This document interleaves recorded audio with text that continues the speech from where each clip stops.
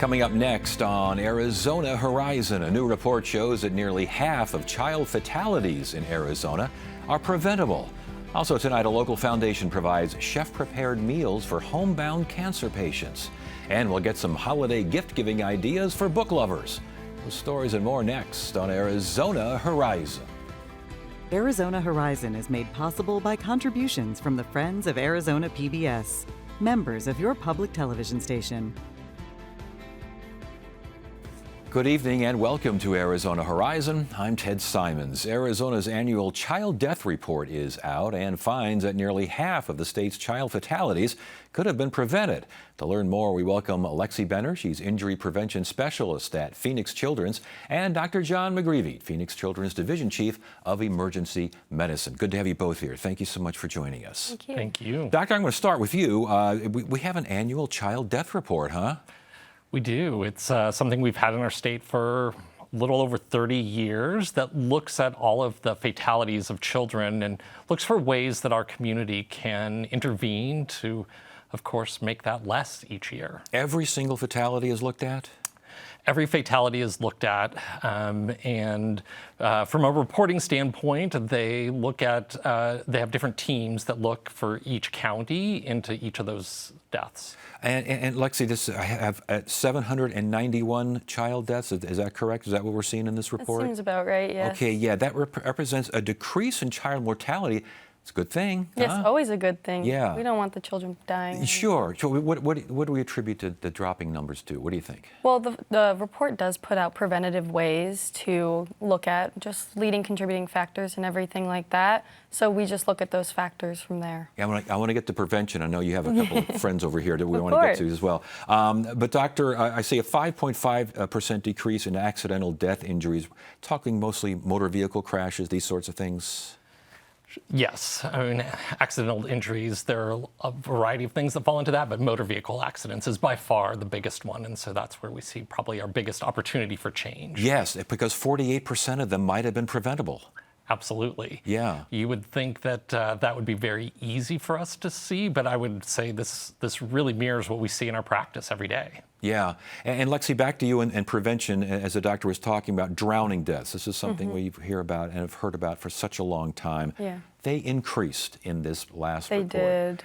These are almost entirely preventable, are they not? They are 100% preventable, which is why we look at those leading contributing risk factors, and we've seen that lack of supervision has been a leading one for many years now. And pool barriers, things like the swim lessons? Yes, all of those are leading contributing risk factors that we look at. Okay, you got your little friend down here. Look, so what's this all about? So this is Tomas. At the hospital, we do give out classes, and at the classes, we give out those life jackets just to educate caregivers, and then they receive a life jacket. So we should mention little Tomas is wearing the life jacket as just as a reminder, because at least the numbers are going down, huh? They are in some sense, but for drownings, they are going up, which is Yeah. not something we want to see. Yeah, this last report, they did increase. Also, doctor, heat exposure fatalities increase. I guess that can't be a surprise considering the heat is what it is and is probably going to be what it's going to be. Absolutely. You know, we have definitely seen our fair share of hot summers of these last two in particular, but you know, there are some things regarding supervision that would really help make a difference, whether that's changing your routine or whether that's not hiking on a hot day. Yeah, yeah. And back to you, Lexi, regarding fewer deaths from homicides and suicides. We're seeing fewer deaths there.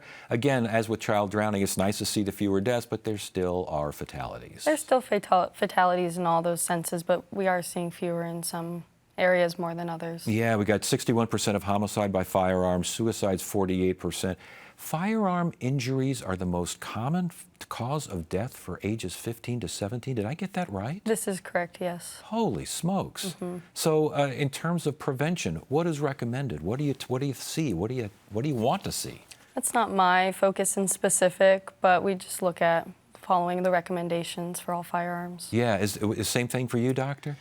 Yes, I mean, there's definitely strategies that we employ as pediatricians, talking about safe habits around guns, whether that's locks or keeping them safe or in a safe or in other locations. And so there are definitely opportunities that we engage in as pediatricians. Yeah. I want to stick with you, doctor. It looks like the report says more deaths from infectious diseases. What's that all about?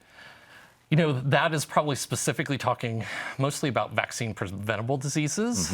So these are diseases we're seeing more and more of. You can see right here in our state recently with the measles outbreak as a perfect example of that. Yeah, and the recommendation is get people more aware of what's going on with vaccinations. Absolutely. And that's something that what can Phoenix Children's do along those lines? Well, we can advocate within our community to make sure that we follow best practices, that we reach out with our community partners and engage them as well, so that we have the same messaging, so we can help address what parents and families are concerned about. And the report, I should mention, says that 36% of those deaths from infectious diseases are preventable. Exactly. Yeah, so there is something that can be done. Alexi, back to you. Let's talk about the crib that's over here. And this is something that is, I think, very familiar to everyone, because it's something that just seems like it was so scary. It would come out of the blue. We didn't know what was going on. What do we know now about the sudden infant?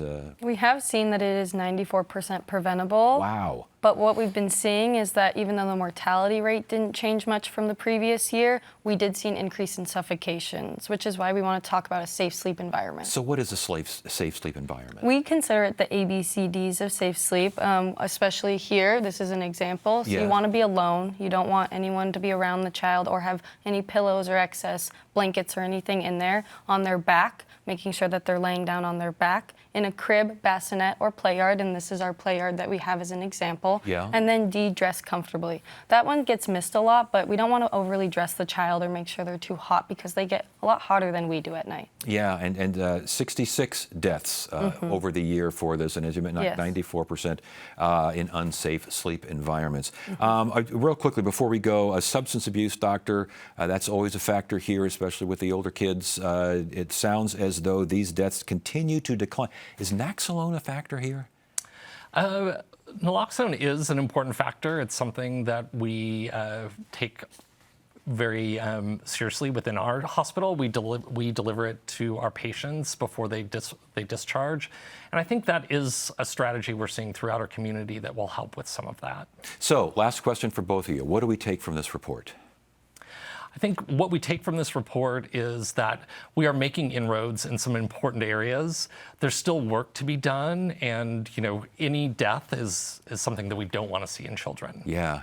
Lexi, what do we take? We do offer resources at the hospital to just try to help out families and caregivers within our community. So we have classes for water safety, safe sleep, home safety, and even child passenger safety. Very good. And where to find more information on that? If you just call the main hospital line, they can transfer you to the injury prevention program, and then we can get you a hold from there. All right, sounds good. Thank you both for joining us on this annual child death report. It sounds horrible, but we're seeing some good news, at least good trends in some areas, and that's encouraging to see. Thank you both. We appreciate it. Thank you. Thank you.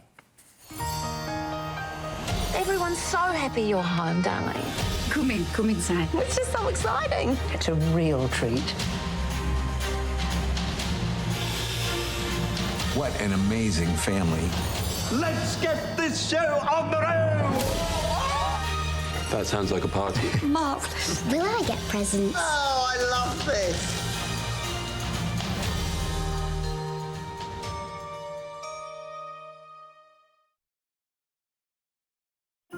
Hello, I'm Robin Duda. As we celebrate this holiday season, I want to thank you for your support of Arizona PBS.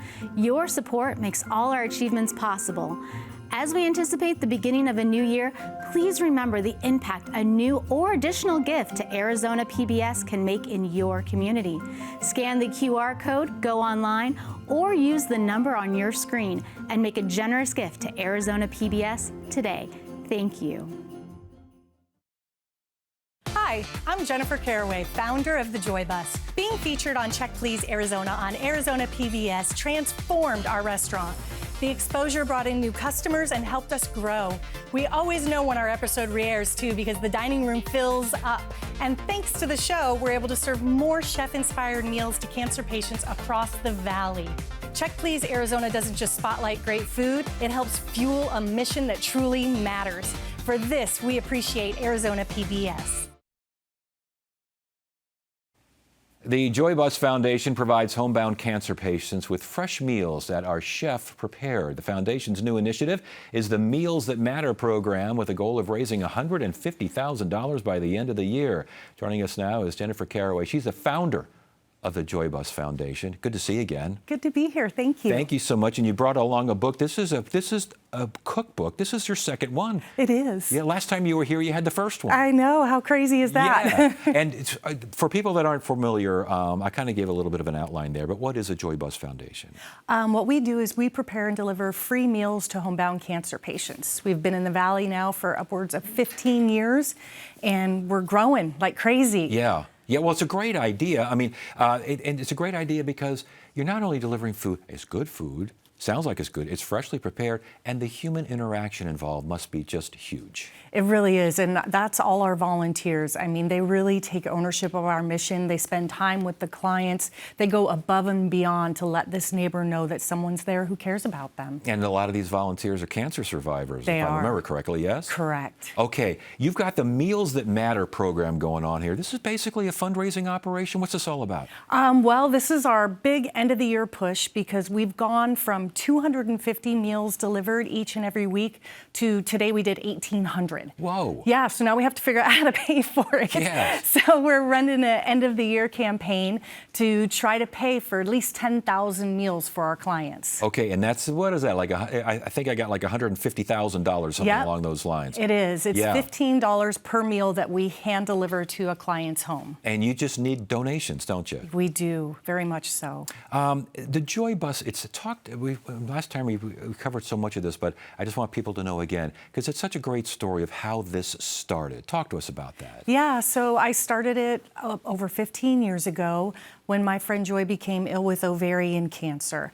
I saw that there was a need in the Valley to deliver meals to people that maybe didn't have the same support system as my friend had and bring real food to their homes. And that support system for your friend, you brought food to her. I did. Because you know your way around food, don't you? It's probably one of the only things I know really well. But you're an award-winning chef.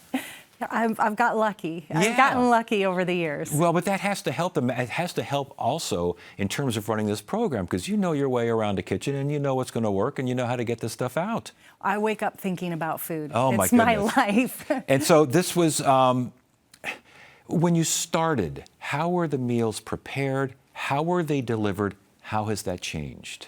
Great question. I started in my home kitchen with my 2 kids, and we were making them, and we were meeting volunteers at a bakery down the street, and we were delivering each meal, a hot meal at that time, to everyone who needed a meal.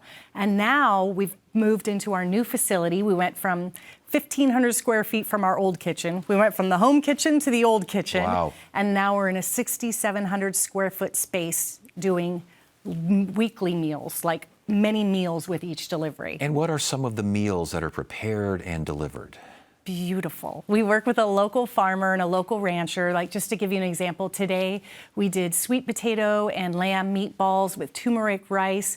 We did a grilled pork chop with sweet potato mash. Well, I have a theme today, apparently. Yeah, yes. And then we did a pad thai chicken salad. Wow, that's great. I mean, are you in charge of the menu? Who decides what goes out?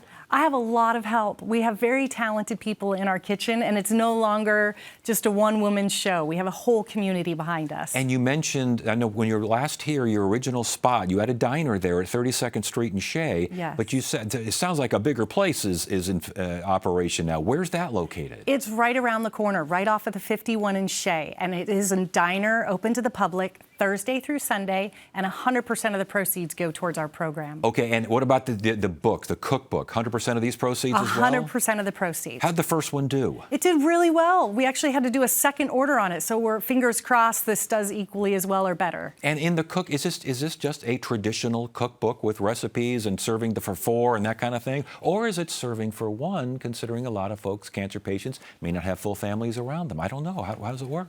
This is for the caretaker can make the meals, yes, or the client themselves can make their meals. It varies between 4 and 6, and it's a compilation of not only my recipes, but some of our volunteers and some of our clients' recipes. Is there research to show the response from cancer patients when something like just this kind of attention, not to mention the wonderful food and all of that, is there any kind of research that shows how they are affected? I love that question. There is so much research. There are so many studies to prove not only that the companionship aspect of what we do is important, but that food is medicine, and putting real food in your body can help reverse any of the things that you're going through right now. Have you heard that kind of a response from some of the folks you've dealt with? I most definitely have, and so much so that we recently started a Food is Medicine coalition in the Valley. Whoa. And we are getting a lot of farmers and physicians and ranchers on board to help push the narrative forward. Talk to us more about that. How did that get started, and what kind of progress are you showing? It's amazing. So I've been involved in the National Food is Medicine Coalition for about 9 years. I've seen other states who have a similar service as the Joy Bus, and I've seen the work that they've done in other states, and I've seen the benefits that it provides to their clients. And so we decided to start one here in Arizona. We had our first summit last week, and it's going swimmingly. That's great. And I ask about what research shows. Is that research reflected when you go out and see people and deliver food? And obviously when your volunteers go out, are they seeing that kind of response? They're definitely seeing it. And we've even created a client advisory board where we meet every other month with our clients so that we can become face-to-face with the clients, with the volunteers, and see that reaction and see that work. So to find out more about the Joy Bus Foundation, do you go to the diner? Do you go on? Can you go to the diner? I mean, it's a diner. Yeah, you can go Thursday through Sunday, 7 to 2, or you can just go to our website, thejoybus.charity. All right. Well, congratulations on this. It must be very rewarding. Thank you. One day I'll breathe. Yeah, I'll bet. Jennifer Caraway, again, Joy Bus Foundation. Good to have you here. Thank you. Appreciate it.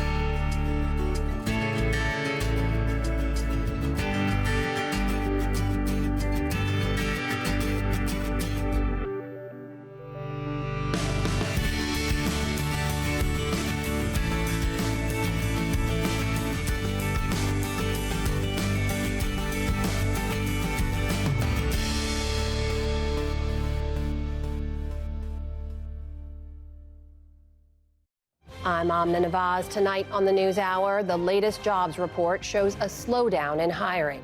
That's coming up at 6 on Arizona PBS.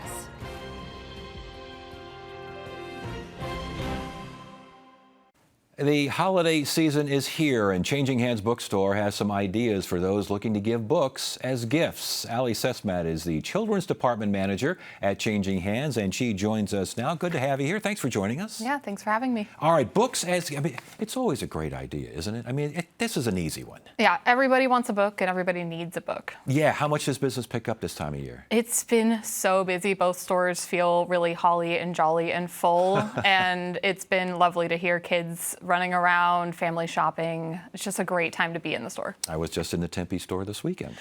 It was a really busy weekend, one of our best we've had this year. Yeah, I'll bet. It seemed awfully crowded, I should say. Yeah. And there were kids running around all over the place. That's what you're in charge of, but not all these books we're going to talk about are kids' books. Let's start with the first one, though. This sounds like a kid's book. This is a picture book called Don't Trust Fish. Yes, this is my favorite picture book of the year. I think most of our staff loves it. It is by Neil Sharpson and Dan Santat. It is the funniest, most readable, most quotable picture book that I've read in probably years.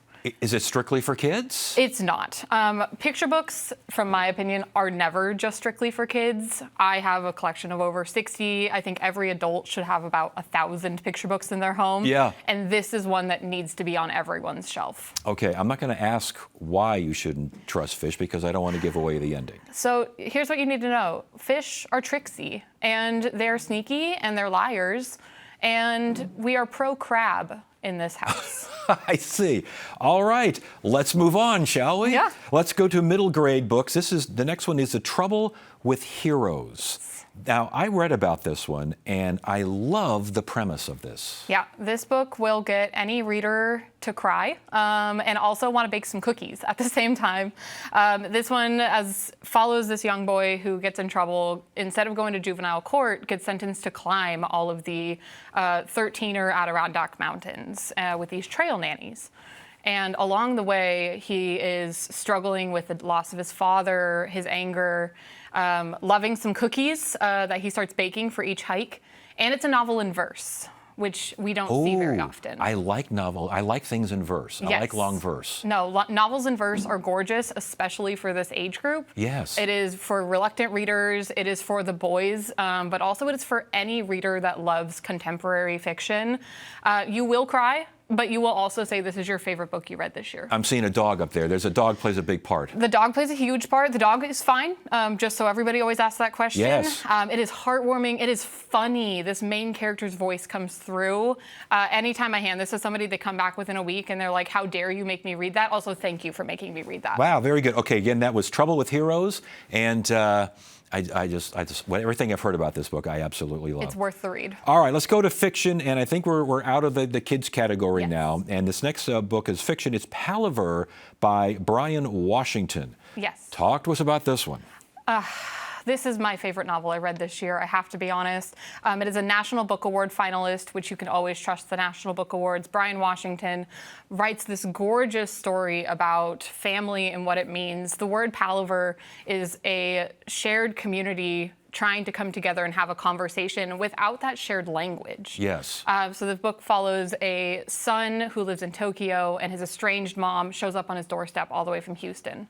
And it is them journeying along in Tokyo, trying to figure out how do they reconnect, how do they come together. He has his life as a Black gay man in Tokyo, and she's trying to understand that. It is gorgeous. It makes you feel like you are walking along the streets in Japan at night, and it also looks at our families and how do we forgive and how do we move forward. Yeah, and does so without preaching, I would imagine. Oh, it is so funny, which is why, I mean, the mom might be my favorite narrator I've read in the last 5 years. I was going to say, I'm sensing a theme here. Funny, Yes. funny, and funny. Yes. Let's go to the next one here. Let's find, this is a coffee table kind of cookbook kind of a thing. Turtle Island, Foods and Traditions of the Indigenous People of North America. Holy smokes. Yeah, this book is amazing. It is by a 3 times James Beard Award winning chef. And it is broken up into regions. So the entire Turtle Island is the indigenous name for the United States, and it follows, the cookbook looks at over 100 recipes from different regions of indigenous cuisine. It is really accessible recipes. I'm very excited to try most of them. And you also get this gorgeous indigenous background, which we just need more of that in our cooking. You mentioned accessibility because this sounds like it could be exotic, like I'm not going to be able to find the things that I need to do. Is that not necessarily the case? Not necessarily the case. It actually shows that indigenous cooking is accessible. The ingredients are available. We've just lost that by moving towards a very American view of our food. This brings us back to the land that we are living on, the people that were here, and the recipes that are all around us. All right, our last book is a nonfiction book. Everything is Tuberculosis, The History and Persistence of Our Deadliest Infection. Well, there's a feel-good book, huh? What's funny is it's funny a little bit. That one's funny too, huh? John Green, famously YA novelist, internet sensation, has made a pivot to become a public health advocate. And this book is kind of told in two separate stories. It follows the life of a young boy named Henry in Sierra Leone who has tuberculosis. And then the other side, it looks at our history as a country, as the world, in how tuberculosis comes back to everything, down to pop culture, down to our media diets, down to fashion. John takes apart our history and makes, I think, this year's most accessible nonfiction gift that any family or any gift giver can give out. Last question on this, and that's kind of referred to what you just mentioned here.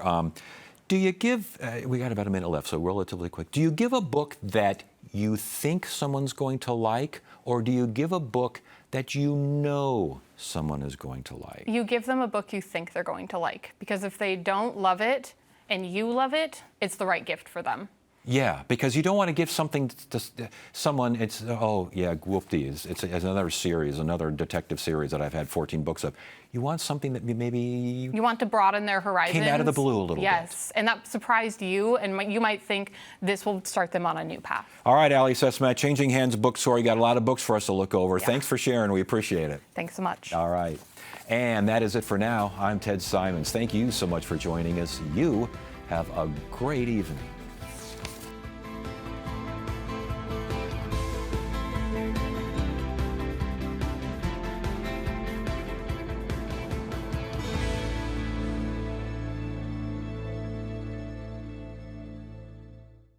Because kids will always be more curious, Arizona PBS delivers programs that serve as a trusted guide for little explorers. Thanks to you and Primavera Online School now offers kindergarten through 5th grade with a project-based curriculum, digital learning activities, and small group instruction. To learn more, visit chooseprimavera.com. 'Tis the season for the Nutcracker, Tchaikovsky's beloved holiday celebration filled with gifts, sweets, and delights, dance, and romance. From the English National Ballet, treat yourself to the music and the magic of Nutcracker on great performances. Tonight at 8 on Arizona PBS.